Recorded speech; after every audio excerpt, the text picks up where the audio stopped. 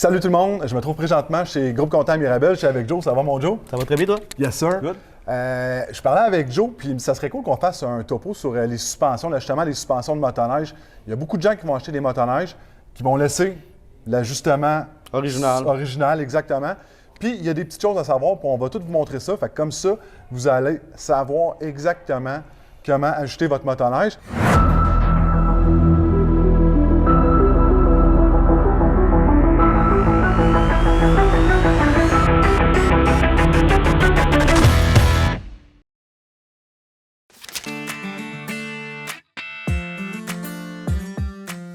Étape 1, ce que je fais tout le temps. J'étire toujours ma suspension au maximum de ma machine et là, je prends un tape à mesurer et je mesure mon bas de mon garde-neige avec le sol. OK? Ce que je veux, c'est lorsque Pierre-Luc s'assoit tantôt dessus ou à l'instant même. À l'instant même, on ne perdra pas de temps.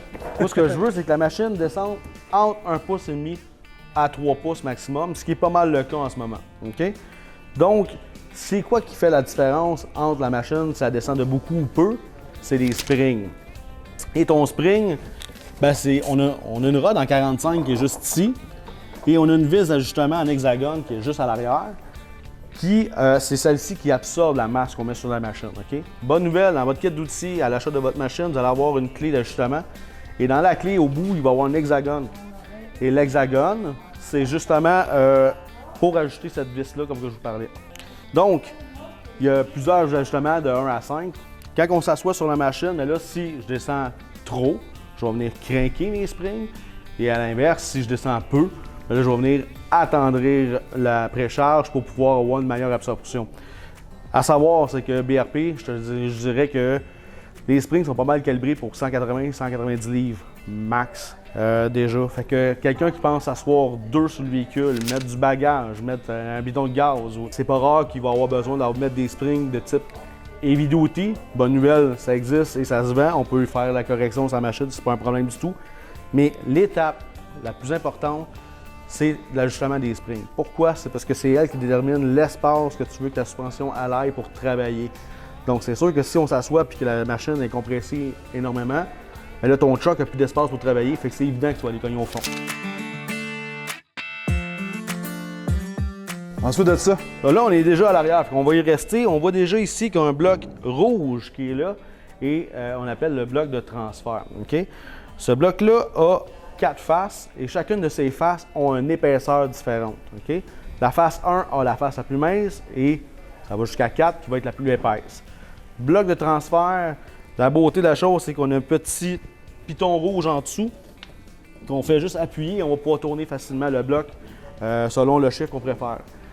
Ça fait quoi? Ça fait quoi? C'est simple, c'est que le bloc, quand je vais donner du gaz, il va venir s'accoter sur le stopper, un caoutchouc qu'on a juste ici. Et plus que la face est mince, plus ça va prendre de temps avant qu'elle s'accote. Donc, c'est pour ça qu'on dit du transfert, parce que la machine, elle va avoir énormément de transfert avant d'arrêter. Et là, ben, ça va faire en sorte que j'ai une machine qui va avoir beaucoup de traction, mais peu de direction. Fait que déjà, il y a beaucoup de gens qui viennent me voir et me disent « Ma machine, elle tourne mal, j'ai de la difficulté, je dois changer mes listes, je dois acheter ci, je dois acheter ça. » En réalité, ça peut être tout simplement un ajustement comme ça qui pourrait faire toute la différence. Je mettrais mon bloc à 3 ou à 4, j'aurais une face qui est beaucoup plus épaisse. Ça fera en sorte que quand je vais donner du gaz, ça va prendre beaucoup moins de temps avec sa cote. Donc, je force la machine à rester sur le devant. Exact. Et là, je vais améliorer énormément ma direction. Donc, ça peut être un ajustement aussi simple que ça qui va faire la grosse différence pour vous. Exact. Oui. Point important. Oui. Des blocs de transfert, on en a de chaque côté. Super important. Oui, bien sûr, Pierre-Luc a raison. Si on s'ajuste à 1, 2 ou 3, peu importe le chiffre que vous allez choisir, bien, si vous ajustez d'un bord, naturellement, on s'ajuste du même ajustement de l'autre côté. Même donc, chose pour les springs. Le choc, mais là, c'est du personnel. Okay? Est-ce que j'ai un chiffre secret à vous donner? Malheureusement, non. C'est vous qui allez déterminer quel confort que vous voulez avoir sur votre machine. Dans ce cas-ci, c'est un choc qui va être ajustable à partir, encore une fois, avec la clé. Je vais pouvoir venir ajuster mon choc, soit le compresser qui devient plus stiff ou l'attendrir. Et pour certains qui vont avoir des Renegade de type Enduro ou des Grand Touring avec le package Luxury qui ont le choc AR, ils vont pouvoir aller faire les ajustements à partir du tableau de bord. Donc là, vous allez pouvoir ajuster votre confort vous de façon plus facile à ce moment-là. Il y a un autre ajustement qui est ici à l'avant, qu'on appelle souvent dans le jargon la ceinture. Elle, tantôt on parlait du bloc de transfert. Quelqu'un qui me dirait, Jonathan, malgré que je suis à 4, je trouve que je manque de ski.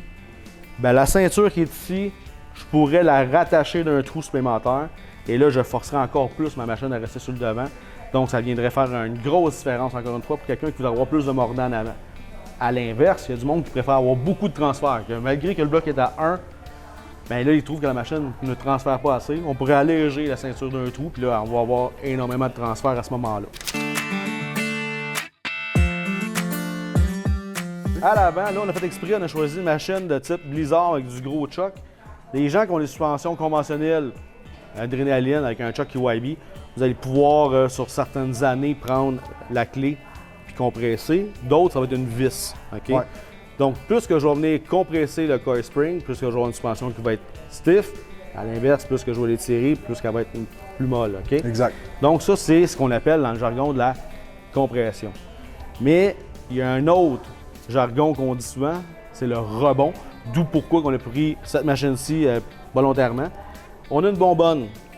Et c'est ça qui va me permettre de contrôler le rebond. C'est quoi le rebond? Le rebond, c'est la vitesse que je veux que mon choc revienne à sa pleine expansion. Donc, généralement, les gens qui ont une bonbonne vont choisir ce genre de machine-là parce qu'ils ont un profil qui est plus agressif. Donc, ils vont rouler, ils vont enfiler les bosses une après l'autre.